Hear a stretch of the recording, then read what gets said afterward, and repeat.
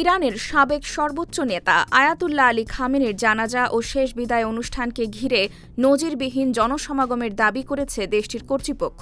তাদের ভাষ্য অনুযায়ী ইরান ও ইরাকের বিভিন্ন শহরে ৬ দিনব্যাপী আয়োজিত শোকানুষ্ঠানে ৪ কোটি ৩০ লাখের বেশি মানুষ অংশ নিয়েছেন, যা মানব ইতিহাসের বৃহত্তম জানাজা ও জনসমাগম হতে পারে বলে দাবি করা হচ্ছে।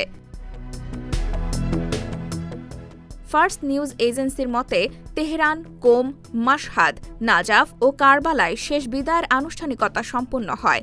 ইরাকের নাজাফ ও কারবালায় প্রায় ১ কোটি মানুষের উপস্থিতির কথা জানানো হয়েছে। অনুষ্ঠানে বিশ্বের বিভিন্ন দেশের রাজনৈতিক নেতা, কূটনীতিক, আলেম ও প্রতিনিধিরাও অংশ নেন।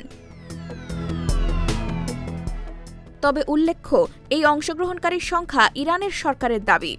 আন্তর্জাতিকভাবে স্বাধীন ও নিরপেক্ষ কোনো সংস্থা এখনও এই সংখ্যার পূর্ণাঙ্গ যাচাই বা নিশ্চিতকরণ প্রকাশ করেনি। ফলে ৪ কোটি ৩০ লাখ মানুষের উপস্থিতির দাবিটি স্বাধীনভাবে যাচাই করা হয়নি। ঘটনাটি মধ্যপ্রাচ্যের সাম্প্রতিক ইতিহাসে অন্যতম আলোচিত রাজনৈতিক ও ধর্মীয় সমাবেশ হিসেবে ব্যাপক আলোচনা তৈরি করেছে। সাপ্তাহিক বাংলা গ্যাজেট নিউজ ডেস্ক।